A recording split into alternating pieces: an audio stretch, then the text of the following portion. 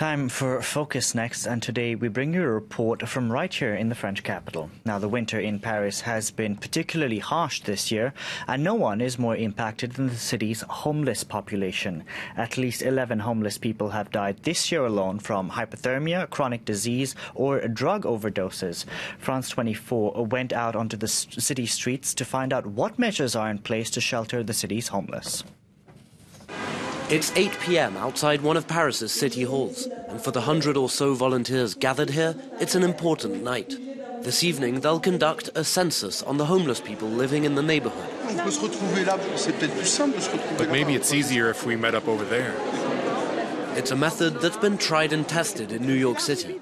They'll scour the streets in small teams to make sure that no stone is left unturned. There are a number of different ways to conduct a census, but none that give an accurate assessment. Depending on the method, you get a number that's between 1 and 3 times the actual number of homeless people. Tonight, we'll have a precise snapshot of how many people are sleeping rough and don't have fixed housing in Paris. Organised by city authorities, this operation should allow emergency housing solutions to be adapted to current needs. It's also a response to the French government. Just a few days earlier, a junior minister had minimised the scale of the problem. Do you know how many people slept outside last night? According to our figures, there were about 50 individual men in the Greater Paris region. The French president himself had set an ambitious goal. By the end of the year, I no longer want to see men and women sleeping in the street. But this promise was not kept. For 5 years, Fabrice has been sleeping rough. We followed him to better understand the kind of support he receives. The temperature is close to 0 degrees as he settles down on the sidewalk at the Place de la République to panhandle. Tonight, he doesn't want to sleep outside. Please don't hang up. Fabrice calls the emergency housing helpline. I wanted to know if you have any space for tonight. Let me put you on hold while I check. I'm sorry, you'll have to call back again later. All right, can I call back around 6? They didn't have any spots, and that's the only shelter that accepts dogs. Sometimes I have to wait up to an hour on the phone.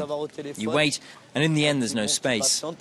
They say, you should have called earlier, but I've been on hold for an hour. But I realize that I'm not the only one calling. There are so many of us. During the winter, emergency social services are overwhelmed. Would you be interested in 5 nights at the same center? This is where they field incoming calls for emergency shelter in Paris. Extra staff have been hired for the winter. There's a significant increase in the number of calls we're getting.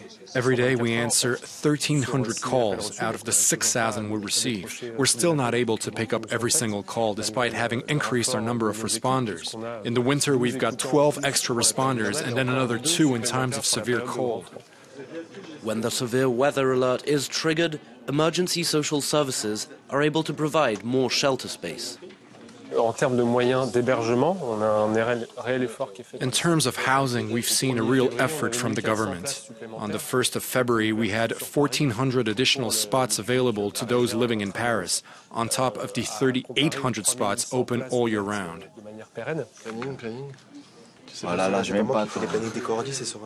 City authorities have also set up temporary shelters in gymnasiums or in multi-purpose halls like this one. 20 people will be sleeping here for the next few weeks. At the Romain Rolland Center in the south of Paris, living conditions are a little better.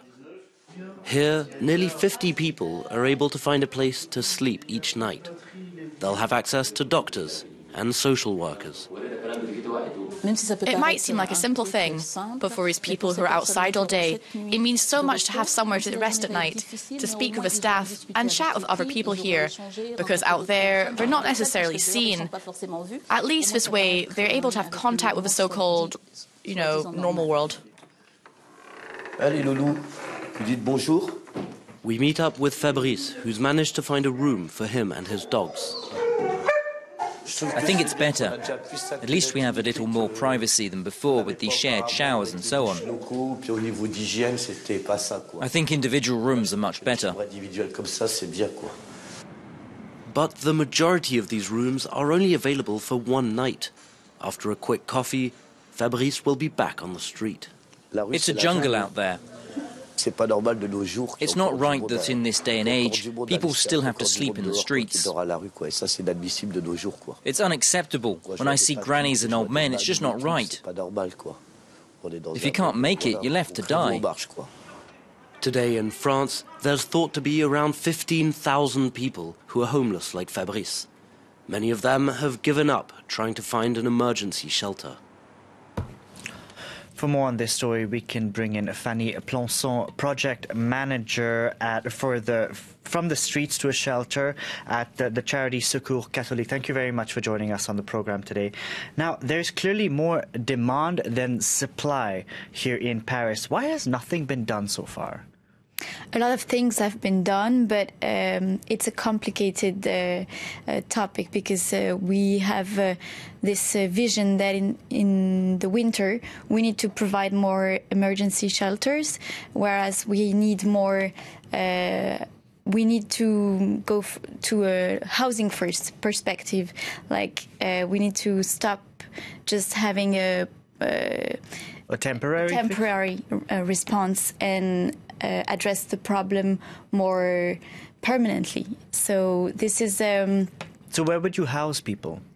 We need to find houses, and we have owners that just don't dare renting their houses to people from the streets because they are supposed to be more dangerous, or you know, we don't have we have a problem that we need to convince them.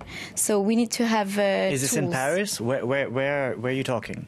In Paris and in France generally, because okay. in France we have in Paris a topic because a lot of people, more people are outside maybe in Paris. We have seen last week that we are supposed to have 3,000 people on the streets now, but during the summer we have a lot more. Now it's winter, so we have more shelters, but during the summer a lot of people will be outside. Now, this report doesn't mention why many people don't want to go to the shelters. They're scared of fights, they're scared of robberies. How can safety at shelters be guaranteed? It's difficult because it's not just about their security, it's about also the link. In Secours Catholique, we think that the link to this so-called real world that the lady is speaking about is really important. We need to have a normal life, even when you're a shelter, a homeless person. So we want people to have links with their families, with people that are not just homeless. And this is one of the things that we want to provide as Secours Catholique. Now, the French Secretary of State for Housing, as you heard in that report, thinks that on a day in January, 50 people slept outside on the streets of Paris. How out of touch are some people in the government with what's actually happening on the ground? The figures that we have are difficult to handle because sometimes this answer, for example, is the numbers of calls that the emergency call center couldn't provide this specific night. So it isn't a figure that is interesting, but the reality is the one that I think we saw last week with the volunteers, where we met probably more than 3,000 people on the streets, and it's a reality that is difficult to face. Now, temperatures have dropped in Paris. It's freezing outside. It's expected to dip further next week. What should the government be doing now to address this problem now? There is the subject for now, because we need to have maybe more gymnasiums or shelters for now. But what else when these people are going to be out in 1 week because the temperatures will rise? So we need to address. I think the answer is for now to have a housing first policy and to try to work on the long term. Indeed. Fanny Plançon, thank you very much for joining us on the program today.